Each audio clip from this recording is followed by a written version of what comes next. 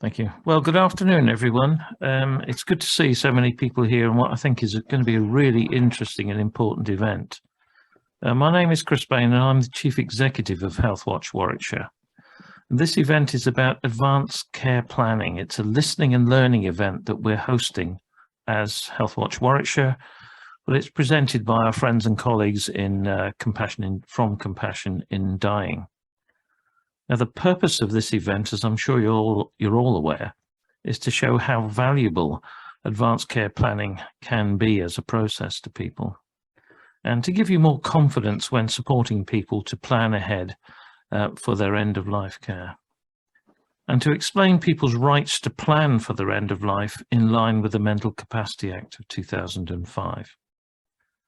We hope also that it will show you some of the tools people can use to communicate their wishes so that their end-of-life care decisions are heard, understood, and respected when, let's face it, it matters most. To help us in this, I'm delighted to welcome Sarah Malik and Gemma Woodley from Compassion in Dying. Sarah will be presenting, and Sarah is the Senior Information Nurse at Compassion in Dying. And I'm not going to spare her blushes. Sarah has been nominated for the Patient's Choice Award at the Royal College of Nursing Awards in 2022 in recognition of her work supporting people to talk, plan, record their wishes, and advocate for their loved ones at the end of life. So we have a celebrity with us today. Sarah is a registered nurse with a background in haematology, oncology, hospice care, and helpline nursing. Her colleague Gemma, who is also on the screen there, will be monitoring the chat, and there will be time at the end for Sarah to answer some of your questions. So I hope that's all reasonably clear. So now, without further ado, I think I'm going to hand over to Sarah. Sarah, do you want to do your presentation? Thank you so much, Chris, for the lovely introduction. And thank you all for joining me today. I'm going to share my screen first of all, so let's just make sure that works properly, that you can all see the first slide. Does that look okay to you, Chris? Sorry, yes, it does. Oh, lovely. Thank you. Fabulous. So you have done a wonderful introduction. I don't think I need to go through again what I'll be covering today. But I really just want to get across why advanced care planning is so important, and the way it can help you as clinicians and social care professionals to support people to have the end-of-life care that's right for them. But before I start, what I thought might be quite nice is, and I'm not going to pick on anyone, I'm not going to ask anyone to feed back to me, but I'd quite like you to have a think about this and just consider this whilst we go through the session today. If you were taken into hospital, what is the one thing you would like people taking care of you to know if you couldn't tell them yourself? And just keep it in the back of your mind, have a think, maybe note it down on a piece of paper, and then as we go through the talk, it might be something that you think of throughout. So I'll start with just an overview of who we are at Compassion in Dying and the work that we do. So we're a national charity and we help people to prepare for the end of life. So how to talk about it, plan for it, and then record your wishes. So we really see that as a complete process. We don't focus on just on having the conversation. We like to help people with that entire process. And advanced care planning, which I will continue to refer back to, is just that valuable process that gives people the opportunity to discuss, consider, plan, and then share what's important to them, what their preferences are with regards to their treatment and care. And it allows them to talk about that and share that whilst they have the capacity to do so. And this includes medical treatments they might or might not want, and treatments and their goals and their values. And whilst we all agree that personalised end-of-life care is so important, we can't deliver that if we don't have that information. So knowing that and supporting people to record what's important to them is that advanced care planning process, and that's what we think is so important at Compassion in Dying. And our vision is a world where people have the end-of-life care that's right for them. So moving on to my next slide. These are the ways that we support people at Compassion in Dying. We have we're a very small team, but we have lots of different sort of mini teams. We have a free nurse-led information line that I lead on with Gemma actually. And we provide free publications which are RCN endorsed and fantastic. They're written in plain English, and they provide wonderful overviews and insights into this process of advanced care planning and how to support people with that. We also have this amazing research and policy team that, in addition to this work on the information line team as well, and that allows them to take what they learn from our callers and the people that get in touch with us, and then use that information to contribute to national policy and, for example, supporting NICE guidelines, and they submit evidence to Parliament to try and influence change based on what it is that people actually want. We also are the leading provider of advanced decisions. That's a tool I'm going to talk about more later on in the session. We provide these in hard copy form for people who aren't online. People can download the form, and people can also create an online tool using our My Decisions website. And all of the support that we provide and the documentation we provide is done so for free. And that's another really important component of what we do. We don't like to have any financial barriers with the support that we provide. And lastly, we also have a community outreach team, because it's important that we engage with smaller communities and diverse communities and have a broad understanding of the sorts of things that are important to people when they're planning ahead for the end of life. I thought it would be helpful for you to have an insight into why people contact us and the sorts of things they want when they're thinking about planning ahead. I say planning ahead, that's that kind of that process of thinking about what it is they do and do not want when they start to think about advanced care planning. So the themes that tend to arise fall into two clear categories. The first on the left is the sorts of people who just want to get planning in place. So they might be getting older, they have strong feelings about what treatment and care they do and do not want. A lot of people are actually triggered by a bad experience. They've seen a loved one or a relative had a bad end-of-life experience, and they want to avoid that for themselves. That's quite a frequent reason for people getting in touch, actually. A lot of people also want protection from CPR. Now, CPR is an end-of-life treatment, an emergency treatment that a lot of people have a kind of a concept of. They don't maybe think of other end-of-life treatments or life-prolonging treatments.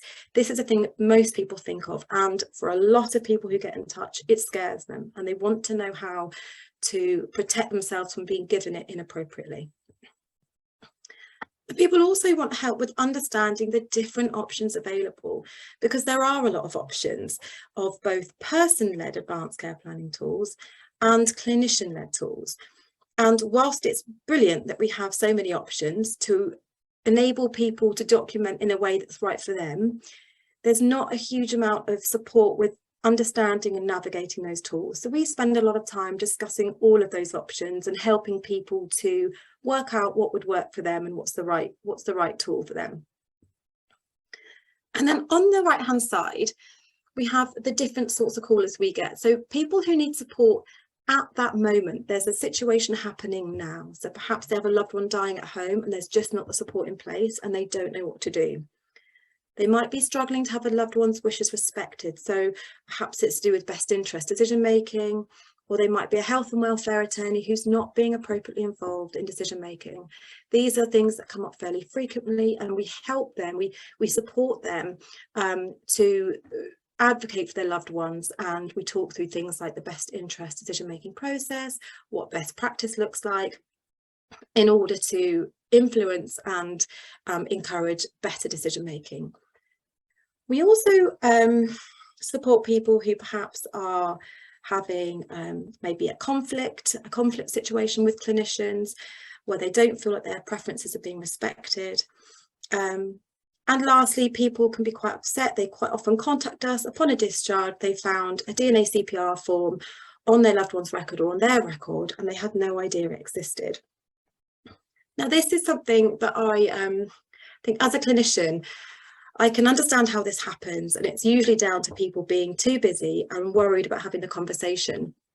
And what I have with my position at Compassion in Dying is a luxury when you come from clinical practice. I have lots of time comparatively, and I take this opportunity to talk through what perhaps the loved one is ill with, why perhaps the clinician completed that DNA CPR form.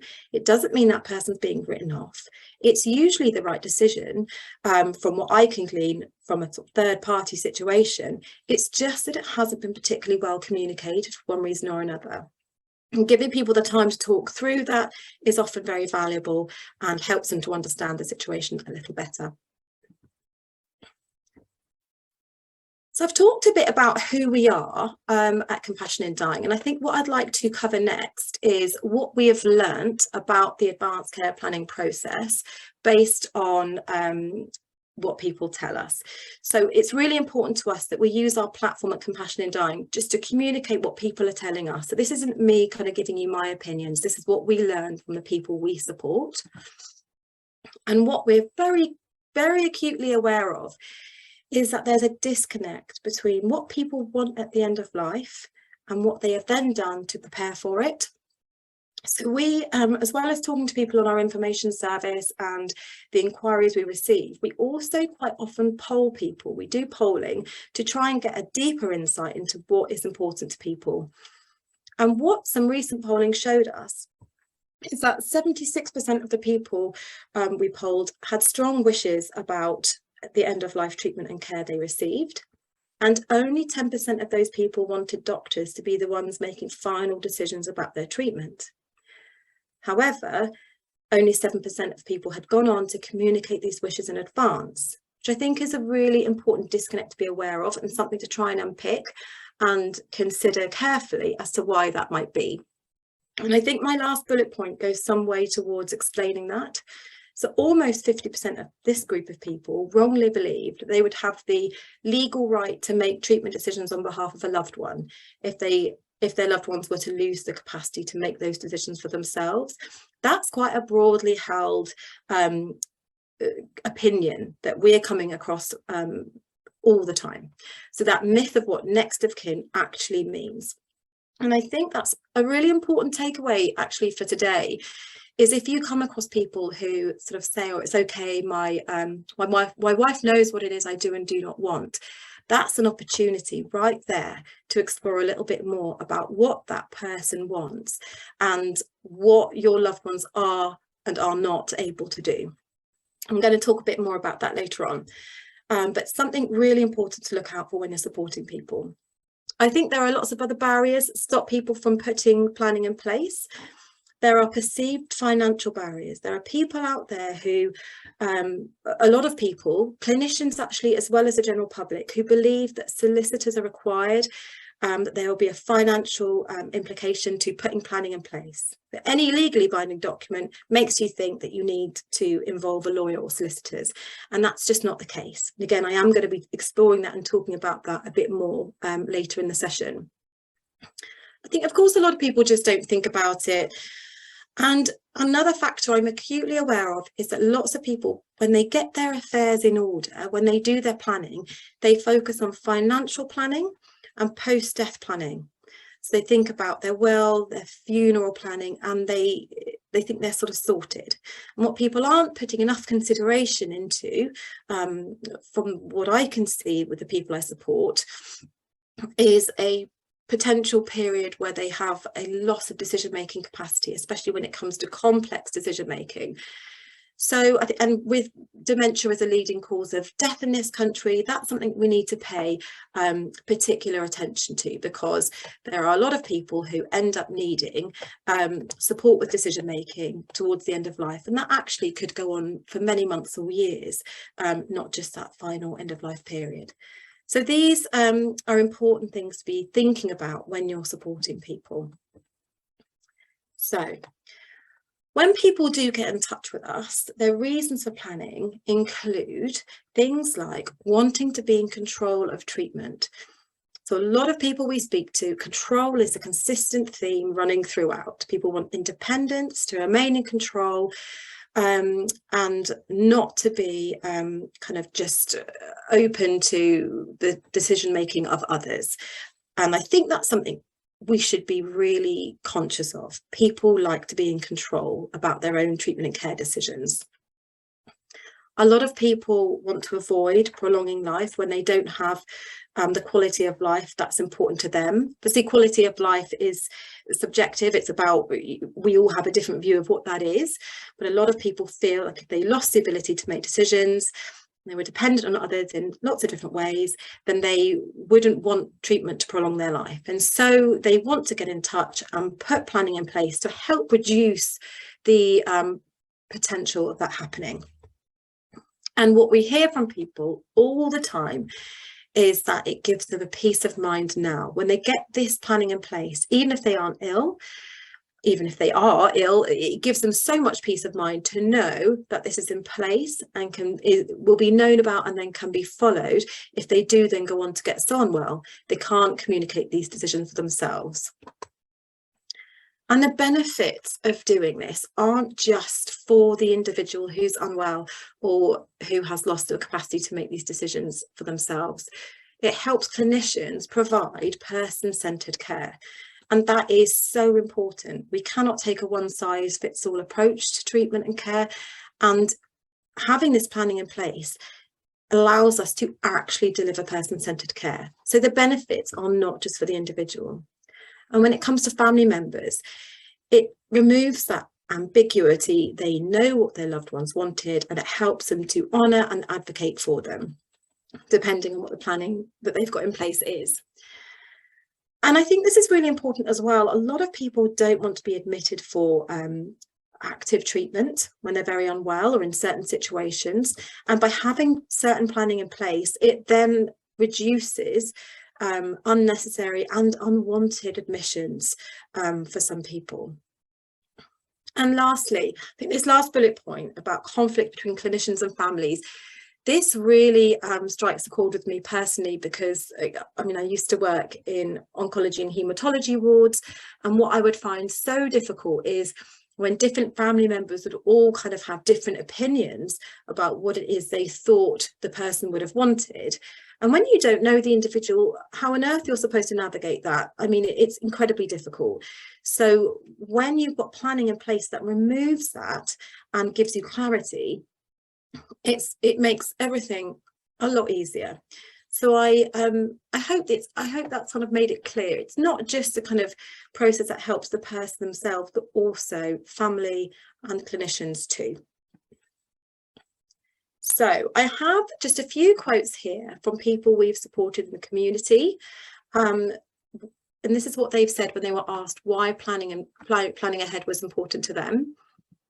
And I think this just really highlights the sort of variation and the diversity of people and how planning ahead can help them to stay at the centre of decisions, but also kind of reflect their individuality.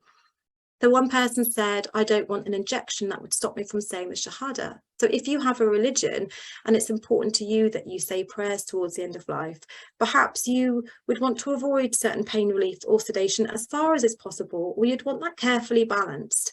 And how would you know that if you hadn't had contact with that person before?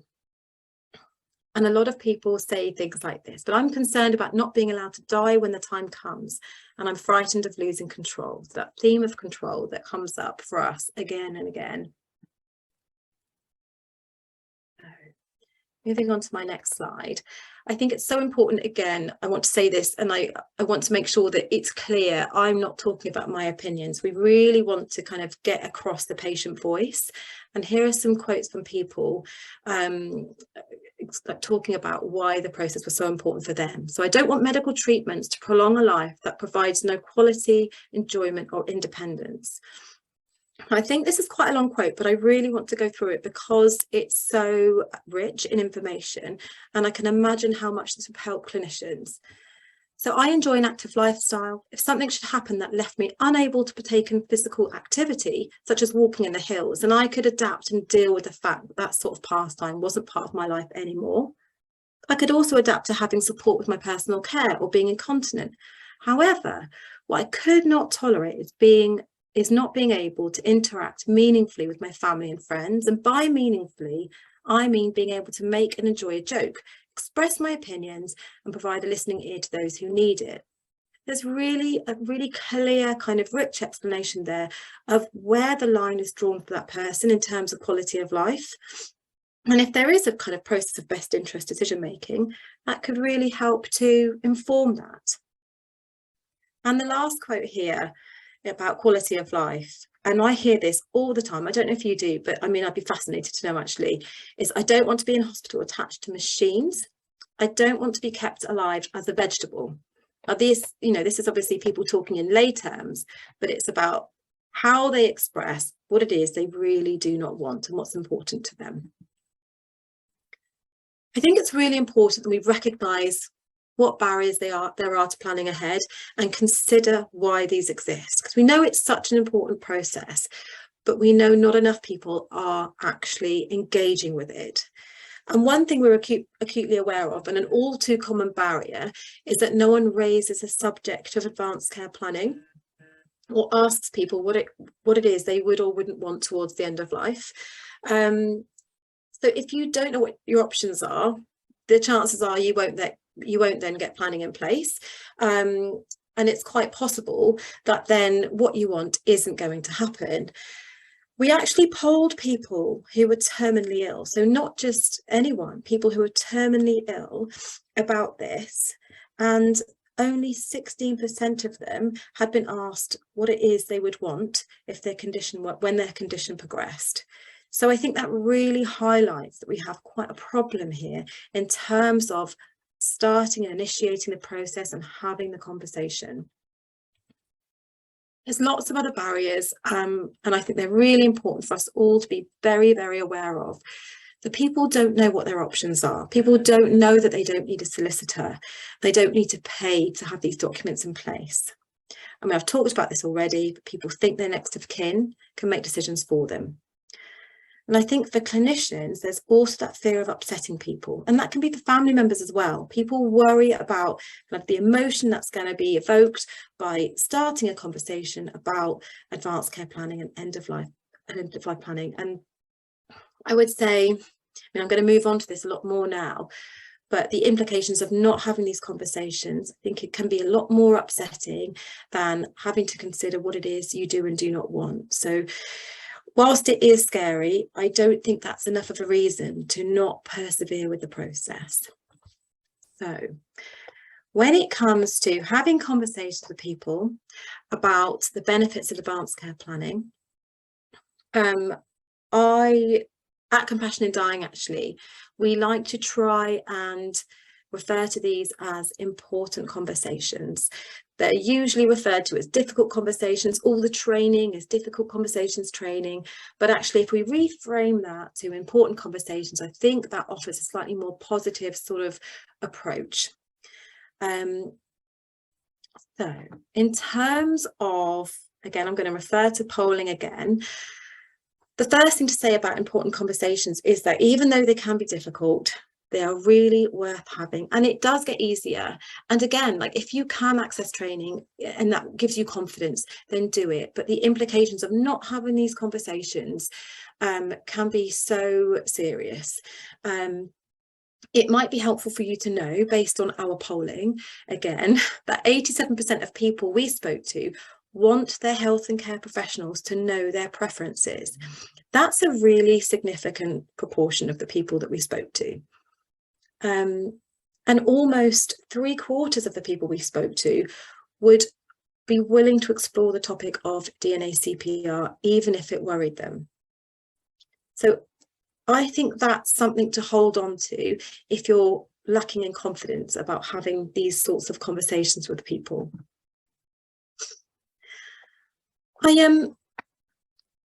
I think that sometimes it's hard to know where to start.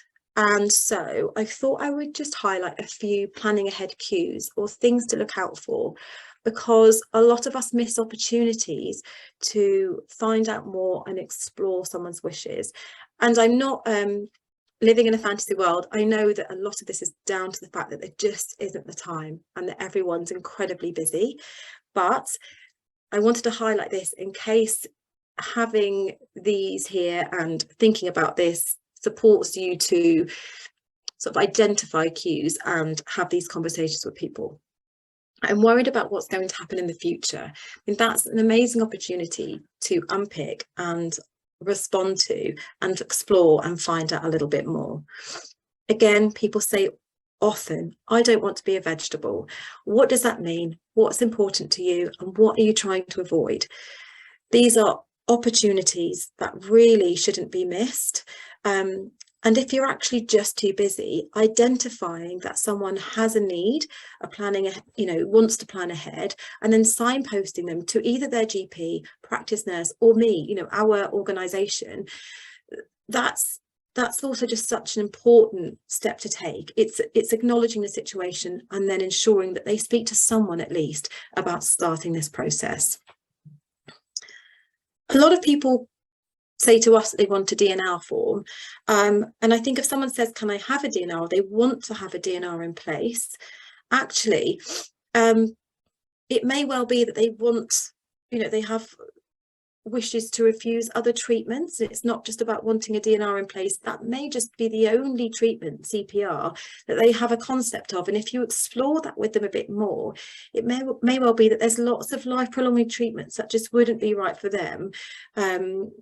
And you wouldn't know that unless you explored these conversations a little bit further.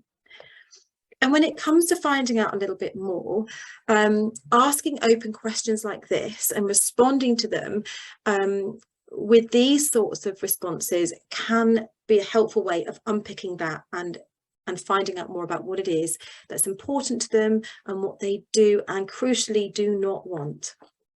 So is there anything you don't want to happen to you? Is there anywhere you would like to live and be cared for? So lots of people have very strong feelings. They contact me and say, I don't want to go into a care home. And whilst that can't always be avoided, if you know these things, it helps to plan and it helps to think about what could be done for this person potentially. Who are the important people in your life that you'd like to be involved? Now, I'm going to talk about the tools more shortly, but actually, if you know who the important people are, and it's worth thinking about whether that role needs to be formalised in some way, this is a good opportunity to get that in place. I think there are some really key points for us to think about. But firstly, whilst I focused a lot on having the conversation, it's really important to know that talking is not enough. These conversations can't be referenced in A&E. Can't be referenced with a consultant that's never met you before in an emergency. So whilst discussing your treatment and care preferences is really important, they must then be documented and shared if they're going to be known about and then respected later on. Responding to cues that people come out with is a really, really important part of the process. A lot of people will assume someone else is going to initiate the conversation or someone else will start the process. And often that isn't the case. And like I've said already, the implications of no one having these conversations are really serious. So that's just a summary really of some key points that I hope is helpful to refer back to. So what I would like to move on to now is decision making and the Mental Capacity Act. So the Mental Capacity Act underpins a lot of the work we do at Compassion in Dying. This is relevant for England and Wales, which is fine for the purpose of this session. But this legislation is incredibly empowering, and I've just got this slide as a reminder. I know you all know this largely, but it's just a reminder really that this legislation protects and promotes the rights of the individuals to make their own decisions. So it's based on these 5 key principles, and that should underpin health and care professionals' approach to decision making. So the presumption of capacity. We can't be questioning someone's capacity just because we don't like their decision. It's okay to make an unwise decision, and they should be supported to make a decision. And then there's the process of best interest decision making, and the least restrictive option. So when decisions do need to be made for somebody in their best interest, they should be made with the least restrictive option. But this is, I mean, I could talk about the Mental Capacity Act for hours in itself, but I just think it's important to have a refresher to go back and look at the Code of Practice if you haven't for a while, because it's really important legislation. And I think, yes, amongst the general public, the understanding is not great, but actually healthcare professionals need to remind themselves as well of how empowering this legislation is and how central it is to decision making, because this isn't happening enough, unfortunately. So when it comes to end of life treatment, who decides? So if someone's got the capacity, if someone's got mental capacity, it means that person is able to make and communicate a decision for themselves. But if you have capacity, you have the right to refuse any medical treatment, and you can also request a treatment, but no one can demand a treatment. So you have the legal right to refuse treatment if you've got capacity, and you can request treatment. If you lose capacity and haven't made any decisions in advance or documented your wishes, your doctor will then make a decision in your best interest. And here is a link which I do urge you to look at, to the Code of Practice, which sort of goes into much more detail on how decisions should be made and what people's rights are in line with this legislation. So what I would like to do now is talk through the planning ahead tools available for people. These are the person-led tools. So you don't need a clinician to be involved in this process. It's good to share them with the clinicians, of course, but these are person-led tools as referred to in the Mental Capacity Act 2005. And I will just go into each of these in a little more detail. So we've got the advanced decision, also known as a living will. I'll talk about the advanced statement, and also lasting power of attorney for health and welfare. So the advanced decision, this is really our bread and butter at Compassion in Dying. This is something we support people to complete these every day, and we are the leading provider of these documents. And the Mental Capacity Act states that any adult who's 18 or above with the capacity now to make the decision can complete an advanced decision to refuse treatment form. That's any adult. They must be clear and specific with regards to what they're refusing and when that refusal is to apply. And when they refuse life-sustaining treatment, it must be in writing and it must be signed in the presence of a witness. Now, I've said this already, but we provide these forms for free, and we do firmly believe that this should be a free process. Some people choose to use a solicitor. I would say just to be cautious of that. It doesn't make them more valid or more kind of watertight if a solicitor has completed them. And in fact, if you think about them as a clinician, what you need is something very clear. And as solicitors tend to write in quite formal, complicated ways, that's not necessarily that helpful in a potentially quite rushed or crisis situation. That's just worth bearing in mind. So these forms are for refusing treatment in advance. That's their sole purpose. You must complete them when you've got capacity to make the decisions outlined in the form, but they then only apply when you go on, if you go on to lose the capacity to make that decision. So you make them when you have the capacity to make the decision, and then they apply if you then later lose the capacity. And I think that's something that gets missed sometimes or isn't fully understood. So it's just important to kind of keep that clear in your mind. So people have the right to refuse any medical treatment in an advanced decision. And what we typically see included is a refusal of cardiopulmonary resuscitation, being on a ventilator, clinically assisted nutrition and hydration, and antibiotics for life-threatening infections. So sort of life-sustaining treatments they're generally treatments that people want to refuse if they are very unwell. And that's to avoid them having their life prolonged, essentially. What you can't use an advance decision for is to ask for your life to be ended. And people do try, and that's not what these forms are for. You can't use these forms to refuse the offer of food and drink by mouth. So you can refuse clinically assisted nutrition and hydration, but you can't refuse to be offered food and drink orally. You can't use an advance decision to nominate someone else to make decisions for you. That's not what these forms are for. There's another document for that. And you can't use them to demand treatment. They are solely for refusing treatment. And you can't refuse basic comfort care. I think it's also important just to remember, because there's a lot of misinformation sort of going around about what's required for an advance decision.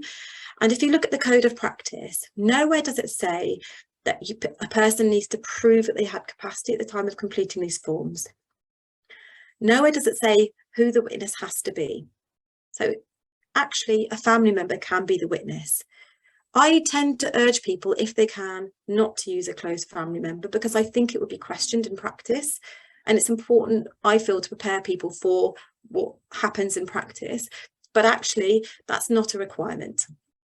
It doesn't have to be really recent, but I urge people to sort of review and update them every few years, just to avoid, again, them being questioned. And photocopies of the signed, completed documents are just as valid as the original.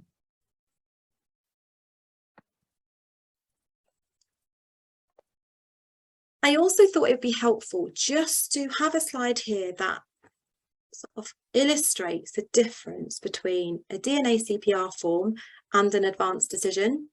So, and I'm sorry, I'm sure most of you know this, but there is confusion out there.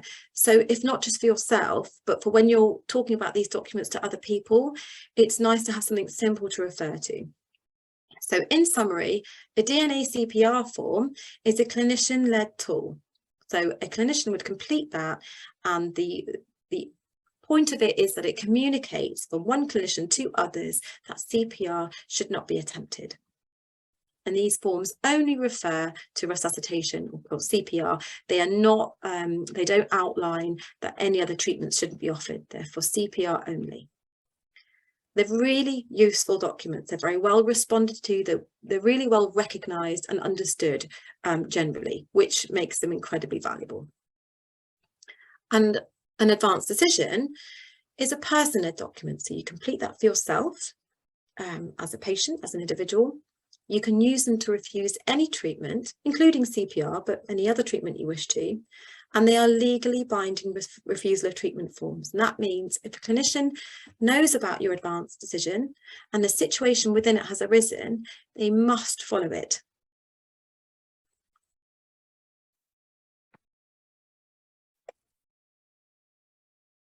The next document I want to talk about is the advance statement. So we also provide these for people, and these are very different to advance decisions. So these documents are an opportunity to discuss what you do want and what is important to you.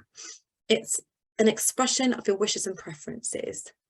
These aren't legally binding documents, but that doesn't mean they don't have value. I think people do sort of, they're drawn towards the kind of the heavy duty documentation. But what I've seen more and more, and actually what we do at Compassion in Dying now, is we observe the court of protection hearings. It's really interesting just to know more about how decisions are made when there's a conflict. And what they tend to do is draw on evidence. They want to know if there's any evidence of what someone did or didn't want, to get an idea and a kind of essence of who that person was. And I try to keep that in mind when I'm encouraging people or talking to people about how they can document their wishes to help inform not only best interest decision-making processes, but more than that. So they're not legally binding, but they are a very valuable way of adding context to any other documentation, like your refusals, to support any health and welfare attorneys you have in place and complement the decision-making process. So the last tool I want to talk about is the lasting power of attorney for health and welfare. Now, these were given sort of legal status in the Mental Capacity Act legislation, and these are these forms. This is how you give other people the authority to make decisions on your behalf if you no longer can. So that whole kind of concern about people thinking that next of kin can make decisions for them, if people have a loved one or a relative who they would want to step in as a decision maker on their behalf, if they can no longer make decisions, then this is the form for them. Now, they cost £82, and that's the processing fee that you have to pay to the Office of the Public Guardian. They all get processed at that government body, and no solicitor is required for that process. People can choose to use a solicitor if they want to.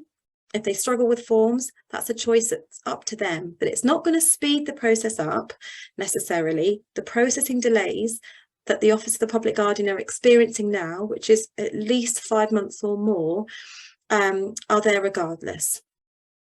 But they're a very, very valuable tool, as it gives your, your relative or your loved one that authority when it comes to decision making. I think that it's really important to know that there's support at the Office of the Public Guardian. They have a helpline, and we also support people with this document as well. So if you come across someone who you think would benefit from looking into this as an option, again, you can signpost people to us for that. These are very, very helpful, but it's not something to leave to the last minute. These delays are significant. When I hear from people who say, oh, I asked my clinician about planning ahead, and they said, we're not there yet, that worries me, because if you wait for lasting power of attorney, like a lot of the people who get in touch with me, they don't have time. They're too ill and they haven't got 5 months to wait. So it's important to remember this is very much something you need to do ahead of time. This is not a last minute piece of documentation, especially not at the moment. All the documents that I have talked about today can work very well together. I think a lot of the people I speak to say, which one shall I have, an advanced decision or LPA? If I've got one, why would I need another one? What we tend to say to people is, if you have strong feelings about what it is you do and do not want, there's no reason why you have to choose one or the other. And in fact, you may have a power of attorney in place who's not available or abroad at the time a decision needs to be made. So having other documentation that outlines your wishes, either about refusal or care, is really beneficial. So it doesn't have to be either or. And written evidence of someone's wishes can be really helpful, especially thinking about that best interest decision-making process. All of these documents are bound by the MCA, the Mental Capacity Act, and best interest decisions. So advanced decisions, advanced statements, and so on, they're all important evidence of someone's wishes. So I do urge people who feel strongly to think about the benefits of completing all of them and not taking the opinion that it should be one or the other necessarily. And another thing we support people to do is, when they've completed an advanced decision, is to refer to it in their lasting power of attorney form and link them. And that's something that we support people to do, but it's not necessarily the easiest process to work out on your own. So it's important that people, I would say, contact us or someone else who understands that in order to do that. I'm not going to talk through this slide, but I think it will be helpful, because I will send these on to people, to all of you who want them. But it's good to refer back to this slide to kind of have a clear snapshot of how these documents work, who they work for, whether they're legally binding or not, and crucially, what your responsibilities are as a healthcare professional when you're responding to these documents or when you come across them.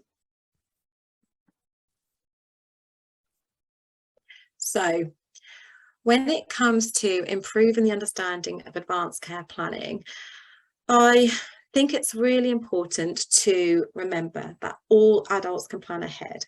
You don't need to be old or ill, but you do need to have the capacity to make this decision now. So I have supported young people who maybe they're not ill, they might be in their 20s, but just very, I don't know, they cycle in London and they're nervous of head injuries, and so they complete this document and they get turned away from perhaps their GP, and that's not actually right. So any adult can plan ahead. I know it's difficult if someone young chooses to do this, but it is their right under that Mental Capacity Act legislation.